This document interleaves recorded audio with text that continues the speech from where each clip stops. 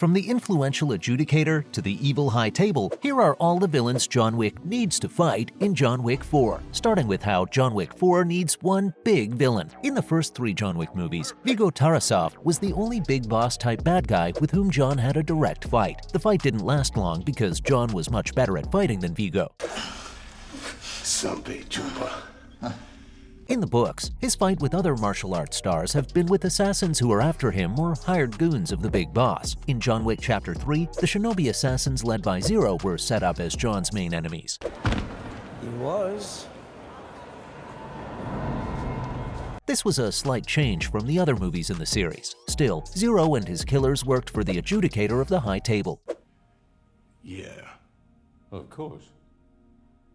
They sent men to kill you. Even though John's many direct enemies have tested his skills as an assassin at every turn, a main villain with similar fighting skills to John's would be a big plus for the John Wick series. I would like to suggest a parlay. A parlay would be good.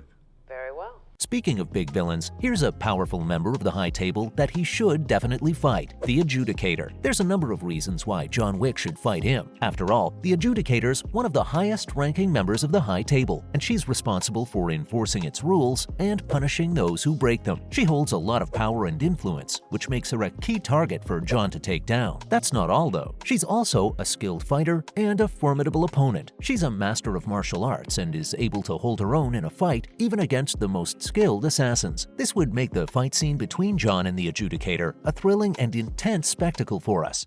No, I don't think I will. Let's not forget that the Adjudicator has a personal connection to John. She's the one responsible for punishing Winston for his role in helping John escape the Continental. This brings me to the next question. Would John even stand a chance against her? This personal vendetta would motivate John to take down the Adjudicator even more. Parlay? Parlay. Despite the Adjudicator's skills and influence, there are several reasons why John would ultimately be able to defeat her in a fight. John's a highly skilled assassin with years of experience taking down powerful opponents. He's faced similar challenges before and has always come out on top. Why? Much has changed during your time away. Like what? Plus, he's a master of improvisation and is able to use his surroundings to his advantage in a fight. He can think on his feet and develop creative solutions to difficult problems, which would give him an edge over the Adjudicator. Most importantly, though, his determination and willpower would make him a formidable opponent for the Adjudicator. What choice? You shoot me, you sell your soul. But I'll be alive.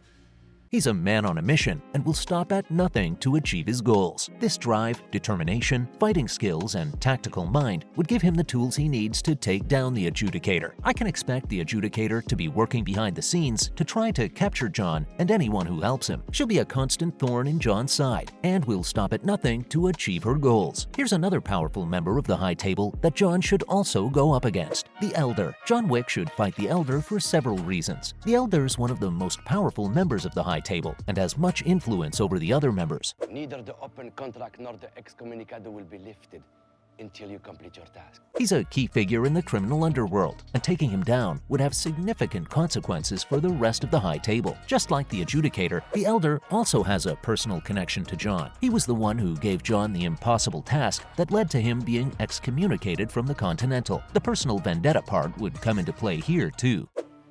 What must be done? The cost of your life will be the death of others. Let's not forget how the Elder's a skilled fighter. He'll likely have a team of highly trained assassins at his disposal, and he'll be a formidable opponent. That would make the fight scene all the more exciting and intense to watch. The Elder's also a master of strategy and manipulation, making him a dangerous opponent for John to face. Despite the Elder's skills and influence, there are several reasons why John would ultimately be able to defeat him in a fight. He's got more experience and is pretty much used to similar challenges at this point. Even if the Elder's manipulative, John's known for his tactical thinking and ability to adapt to any situation. He can think on his feet and develop creative solutions to difficult problems, which would give him an edge over the Elder. But he's not the only highly trained assassin. Yep, I'm talking about Zero. John Wick should fight Zero, mainly because it'd make for an epic fight. Zero's a highly skilled assassin and a formidable opponent. He's also a master of martial arts and is able to hold his own in a fight against even the most skilled opponents.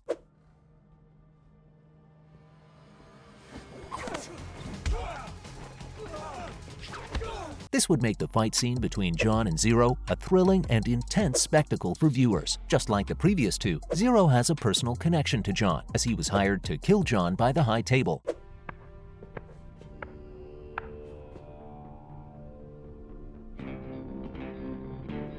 Zero came to respect and admire John's skills despite their initial conflict, and the two became unlikely allies. Sounds evil, I know, but this personal connection would give the fight between John and Zero even more emotional weight and significance. I gotta tell you, I've been looking forward to meeting you for a long time.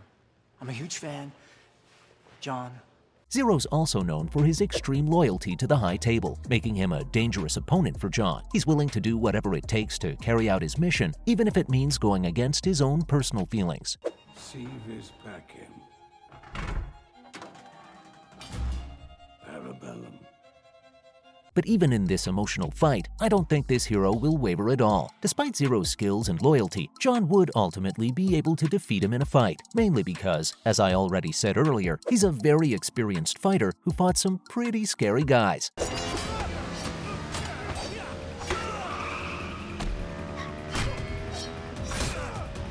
Compared to the villains who almost killed him, this guy's nothing. I know that John Wick's quickness on his feet gives him a special advantage that Zero doesn't have. Why? Well, because Zero's only good at martial arts. His drive, determination, fighting skills, and tactical mind would give him the tools he needs to take down Zero. Basically, a fight between John Wick and Zero would be a high-stakes battle that would be sure to keep us on the edge of our seats. While Zero's a skilled fighter and a dangerous opponent, John's experience, creativity, and determination would give him the tools he needs to emerge victorious. I've talked about members of the High Table that John Wick should fight, but not the organization itself, so let's get into that. In John Wick 3, I got a glimpse of the inner workings of the High Table, and it's clear that they're a force to be reckoned with. They have unlimited resources, and their reach extends around the world. John's made a lot of enemies in the previous movies, and it's safe to say that the High Table will be his biggest challenge yet. The High Table may be the biggest threat John has ever faced, but I have faith in this hero. He's taken on impossible odds before. Armor improvements. 12-gauge steel slugs. Armor piercing. The High Table's the ultimate villain in John Wick 4. They have unlimited resources and influence, and will stop at nothing to capture John and maintain their power. I can expect the High Table to have an army of highly trained assassins at their disposal, and they'll be willing to sacrifice anything and anyone to achieve their goals. John will have to use all of his skills and resources to take down the High Table and restore his freedom. That's all on villains that John Wick needs to fight in John Wick 4.